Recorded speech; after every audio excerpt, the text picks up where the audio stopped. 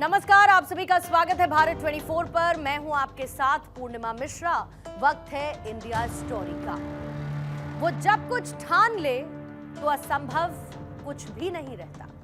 उनकी सहनशीलता का कोई सार नहीं है और उनके पास शक्तियों का वो भंडार है जिसमें दुनिया बदलने की ताकत है। हम बात कर रहे हैं हिंदुस्तान की आधी आबादी की, जिन्होंने दुनिया को यह बताया है कि चमत्कार आखिर होता क्या है।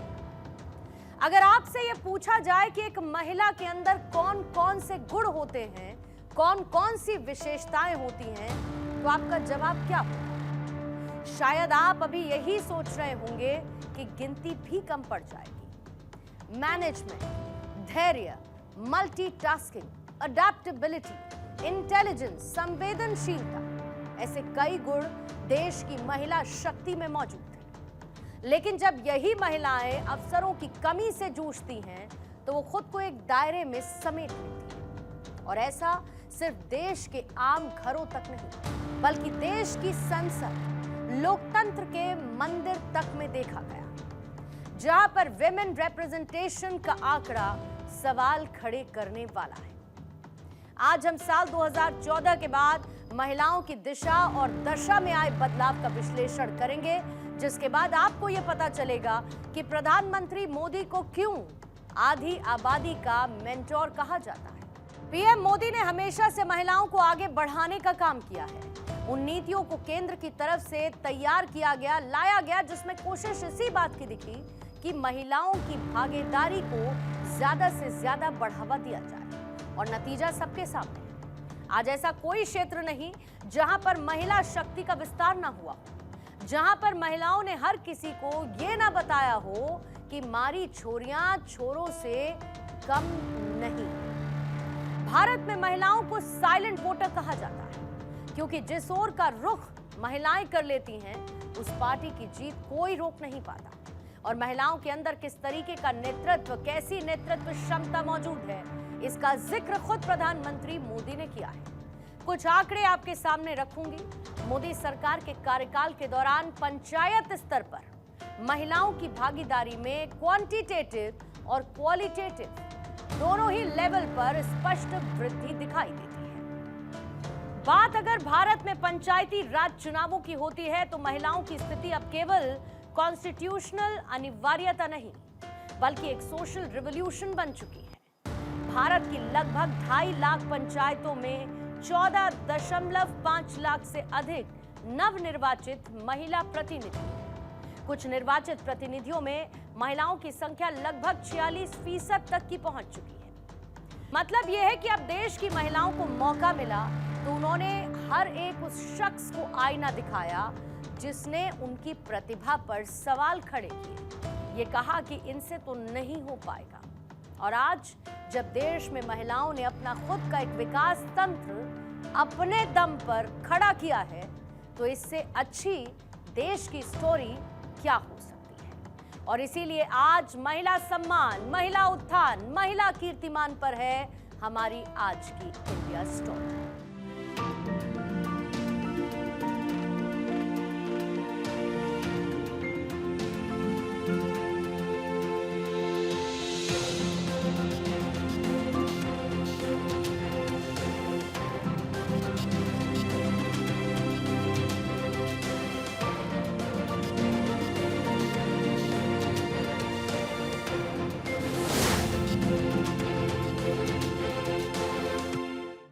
आपने एक बात जरूर महसूस की होगी कि बीते कुछ सालों में महिलाओं ने देश की तस्वीर को बदला है।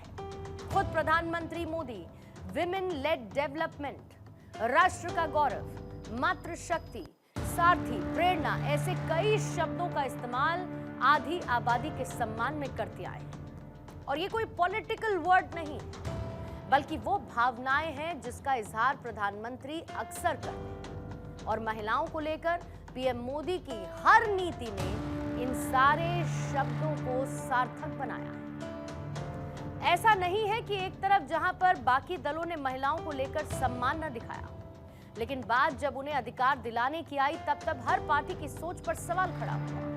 और संसद में महिलाओं की भागीदारी पर तो सवाल और बड़ा हो जाता है। फिर से कुछ आंकड़े आपके सामने रखती हूं, and those digits will show you a comparison that clearly highlights that women representation in India lags far behind from the global average with no real match. और ये आंकड़े आपको भी एक गहरी सोच में डालने के लिए काफी। दुनिया में ऑन एन एवरेज अगर हम बात करेंगे तो वैश्विक स्तर पर मौजूद संसद में महिलाओं की भागीदारी 27.5% है, जबकि बात अगर भारत की आती है तो ये साल 1952 में 5% से बढ़कर साल 2024 में केवल 15% तक ही पहुंच पाई, बेयर मिनिमम। राज्य विधानसभाओं में तो ये और भी ज्यादा कम है, सिर्फ और सिर्फ 9%। कुछ और आंकड़े आप देखिए इस पिक्चर को और क्लियर करने के लिए। 18वीं लोकसभा में कुल 543 सीटें हैं, जिसमें अभी 540 है वर्तमान स्थिति। इसमें सिर्फ 74 महिला सांसद हैं। 17वीं लोकसभा में महिला सांसदों की संख्या सबसे ज्यादा यानी कि 78 रही, यानी 18वीं लोकसभा में यह संख्या 4 कम हो गई। और 7 राज्य जिसमें गोवा, मणिपुर, मेघालय, मिजोरम, नागालैंड, सिक्किम, अरुणाचल प्रदेश और 6 केंद्र शासित प्रदेश यानी जम्मू कश्मीर, लद्दाख, अंडमान निकोबार, चंडीगढ़, लक्षद्वीप, पुडुचेरी, यहां पर एक भी महिला सांसद नहीं। ये आंकड़े सियासी दलों के डबल स्टैंडर्ड यानी कि उनके दोहरे रवैये को दिखाते हैं। चुनाव में जब ये पार्टियां उतरती हैं तो इसी आधी आबादी का वोट पाने के लिए एड़ी चोटी का जोर लगाती है, लेकिन बात जब टिकट देने की आती है, बात जब सदन में इसी आधी आबादी के रिप्रेजेंटेशन की आती है, तो ये पार्टियां मानो सब कुछ भूल जाती। लेकिन इन सभी दलों को हम देश की महिलाओं की उस उड़ान को देखना चाहिए जो हर दल के लिए आई ओपनर भी है, क्योंकि ये उड़ान भारतीय महिलाओं की काबिलियत, उनके हुनर और उनके अनोखे परिचय का सिर्फ एक ट्रेलर था। एक वक्त था जब ये कहा जाता था कि महिलाएं और व्यापार यानी कि विमेन एंड बिजनेस, इनका दूर दूर तक कोई मेल मिलाप नहीं, कोई नाता नहीं। लेकिन जब आधी आबादी को अपॉर्चुनिटी मिली तो उन्होंने हर किसी को निःशब्द कर दिया। सबसे पहले आइए बात करते हैं एमएसएमईज की, जहां पर महिलाओं की हिस्सेदारी 20% से ज्यादा हो गई है। करीब 1.92 करोड़ बिजनेस अब महिलाएं ही संचालित करती हैं। स्टेम यानी कि साइंस, टेक्नोलॉजी, इंजीनियरिंग, मैथमेटिक्स में ग्रेजुएट्स की संख्या में महिलाओं की हिस्सेदारी सबसे ज्यादा है, जो कि करीब 43% है। फिर चाहे इसरो का नेतृत्व हो, जिसमें चंद्रयान 3 और आदित्य L1 जैसे मिशंस में महिला साइंटिस्ट की भूमिका ने यह साबित किया कि भारत की अंतरिक्ष यात्रा उनके बगैर अधूरी है। डिफेंस में तो महिलाओं ने ग्लास सीलिंग यानी हर बाधा को पूरी तरीके से तोड़ दिया। भारतीय सेना, नौसेना, वायुसेना में अब महिलाएं कॉम्बैट यानी युद्धक भूमिकाओं में हैं। फाइटर पायलट से लेकर दुनिया के सबसे ऊंचे युद्ध क्षेत्र यानी सियाचिन तक महिलाएं तैनात हैं। महिलाओं के सोशल इंपैक्ट की तो कोई सीमा नहीं। सेल्फ हेल्प ग्रुप्स में पूरे देश में 10 करोड़ से ज्यादा महिलाएं स्वयं सहायता समूहों से जुड़ी। ये दुनिया का सबसे बड़ा माइक्रो फाइनेंस आंदोलन है। अब यहां जब मैं एक और उपलब्धि का आपके सामने जिक्र करूंगी तो मुझे यकीन है कि आप भी गर्व से भर उठेंगे। आप खुद कहेंगे, जीती रहे देश की बेटियां। भारतीय महिला क्रिकेट टीम ने नवंबर 2025 में पहली बार वनडे वर्ल्ड कप जीतकर इतिहास रचा। ये जीत भारत के लिए किसी सपने के सच होने जैसी है, क्योंकि टीम ने 47 साल के लंबे इंतजार को खत्म किया था। इस ऐतिहासिक जीत के बाद खुद प्रधानमंत्री मोदी ने विश्व विजेता महिला क्रिकेट टीम के खिलाड़ियों के साथ मुलाकात की। उनको न सिर्फ शुभकामनाएं प्रधानमंत्री ने दी, बल्कि उनको इस बात का एहसास दिलाया कि उनकी इस उपलब्धि ने देश का मान कितना बढ़ाया है। लेकिन यहां पर आपको यह सोचना होगा कि यह सब कुछ संभव कैसे हो पाया। क्यों एक समय जिन महिलाओं के अस्तित्व को समाज के सामने बताना पड़ता था, आज वही फलक पर चमक रहे हैं। और इसके लिए नाम उस शख्स का लेना जरूरी है जिसने आधी आबादी को हर क्षेत्र में उनका अधिकार दिलाया है, वो कोई भी क्षेत्र हो या फिर हमारी संसद ही क्यों ना। मुझे संतोष है कि 2014 में आप सबने, देशवासियों ने हमें यहां सेवा करने का अवसर दिया है और तब से लेकर अब तक हमारी सरकार ने महिलाओं के जीवन चक्र के हर पड़ाव के लिए योजनाएं बनाई, उन्हें सफलतापूर्वक लागू किया। आज पहली सांस से लेकर आखिरी सांस तक हमारी सरकार कोई न कोई योजना लेकर के भारत की बहन बेटियों की सेवा में हाजिर है। भारत वो देश है जो विकास के रास्ते पर निरंतर आगे बढ़ रहा है और इस विकास में womens have played a major role. किसी भी देश की विकास दर यानी कि उसकी जीडीपी से उसे मेजर किया जाता है। अब आपके सामने कुछ फैक्ट्स रखूंगी। ये फैक्ट्स इंटरेस्टिंग हैं, हैरान करने वाले हैं, क्योंकि देश की जीडीपी में भी महिलाओं का सहयोग अप्रत्याशित है, अकल्पनीय है और अविश्वसनीय भी है। वर्ल्ड बैंक की 2026 की रिपोर्ट के मुताबिक भारत में महिला श्रम शक्ति की भागीदारी बढ़कर 35.3% हो गई। अगर ये भागीदारी 50% तक पहुंचती है तो भारत की जीडीपी वृद्धि दर में 1.5% की अतिरिक्त बढ़ोतरी हो जाएगी।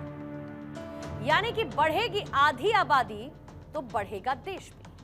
और यही वजह है कि पीएम मोदी लगातार संसद से लेकर विधानसभाओं तक महिलाओं की हिस्सेदारी को बढ़ाने की कोशिश करते दिखे। नंबर्स आपको देखने चाहिए क्योंकि ये नंबर्स प्रूव करते हैं कि संसद में महिला सांसदों की संख्या का बढ़ना कितना जरूरी है।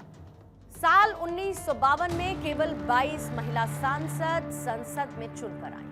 साल 1984 में 43 महिला चुनकर आई। साल 2004 में 49 महिला सांसद चुने गए तो साल 2009 में 59, साल 2014 में 62 महिलाएं, साल 2019 में 78 तो साल 2024 में 74 महिला सांसद देश की संसद तक पहुंची। यानी 4.5% से आज महिलाओं की हिस्सेदारी संसद में 13.6% तक पहुंची। मतलब ये कि इसमें इजाफा तो हुआ लेकिन ऊंट के मुंह में जीरे के बराबर। जरूरी ऐसे में यह होता है कि संसद में महिलाओं को रिजर्वेशन मिले, जिससे हर पार्टी को मजबूर होना पड़े उस सीट पर महिला कैंडिडेट को उतारने के लिए और इससे संसद और प्रदेश की विधानसभाओं में आधी आबादी की नेतृत्व क्षमता का इस्तेमाल हो सके। और यही सपना खुद प्रधानमंत्री मोदी ने भी देखा है। हमारे देश में राष्ट्रपति से लेकर प्रधानमंत्री तक महिलाएं जहां भी रही हैं, उन्होंने अपनी अलग लेगेसी बनाई है। इस समय भी हमारे देश में राष्ट्रपति जी से लेकर वित्त मंत्री तक ऐसे अहम पद महिलाएं ही संभाल रही है। उन्होंने देश की गरिमा और गौरव दोनों को बढ़ाया है। साथियों, हमारे देश में महिला नेतृत्व का एक बेहतरीन उदाहरण पंचायती राज संस्थाएं भी हैं। आज भारत में 14 लाख से अधिक महिलाएं लोकल गवर्नमेंट बॉडीज में सफलतापूर्वक काम कर रही है। भारतीय संविधान सभा में कुल 15 महिला सदस्य थी। इन महिलाओं ने संविधान के मसौदे को तैयार करने और देश के भविष्य को आकार देने में महत्वपूर्ण भूमिका निभाई थी। संविधान सभा के बाद महिलाओं ने संसद में भी एंट्री ली। लेकिन अभी भी महिला सांसदों की संख्या ऐसी है कि कसक कुछ बाकी है। अब आपको दूसरे देशों में महिला प्रतिनिधित्व ने किस तरीके से नई व्यवस्था को आकार दिया समझना यह भी जरूरी है, क्योंकि इन देशों ने अपने देश में मौजूद महिलाओं को संसद में प्रतिनिधित्व करने का पूरा मौका दिया है। रवांडा की संसद में महिलाओं की भागीदारी सबसे ज्यादा है। पीयू यानी कि इंटर पार्लियामेंट्री यूनियन की अप्रैल 2026 तक की रिपोर्ट के मुताबिक रवांडा में संसद के अंदर 63.8% महिलाओं की भागीदारी है और ये विश्व में सर्वोच्च है। इसके बाद क्यूबा का नाम आता है, जहां पर यह आंकड़ा है 57.2% का। इसके बाद न्यूजीलैंड का नाम है, जहां 49.2% महिलाएं संसद में रिप्रेजेंटेशन देती। डेनमार्क में 48%, आइसलैंड में 47.6%, स्वीडन, नॉर्वे, दक्षिण अफ्रीका, इन देशों में भी संसद में महिलाओं की भागीदारी 45% से ज्यादा है। हम इस मामले में कितने पीछे हैं वो आंकड़े आपने देख लिए। प्रधानमंत्री मोदी की सोच इसी बदलाव को लाने वाली है। भारत में महिलाओं ने इतिहास रचा है और आने वाले वक्त में महिलाएं कीर्तिमान रचेंगी भी। महिलाओं के लिए एक बात तो कहनी ही होगी, जिसने उड़ना ही सीखा हो, हवाओं से बैर लेकर उस पंछी की उड़ान को रोकेगा कौन। मोदी की नीतियां न्यू इंडिया की नींव है, जहां हर बेटी को सपने देखने का हक मिलता है, हर महिला को डिसीजन लेने का अधिकार जिसमें मिलता है, और इन्हीं पॉलिसीज के चलते देश की प्रोग्रेस में नारी शक्ति फुल फोर्स में शामिल हुई है और आने वाले वक्त में तस्वीर संसद में भी दिखाई देगी, इसकी पूरी उम्मीद है। यही न्यू इंडिया की असली डेफिनेशन है और यही सही मायने में इंडिया की सक्सेस स्टोरी और हमारी आज की इंडिया स्टोरी। बहुत बहुत शुक्रिया आप सभी दर्शकों का हमारे साथ आज इंडिया स्टोरी में जुड़ने के लिए। वक्त एक छोटे से ब्रेक का है।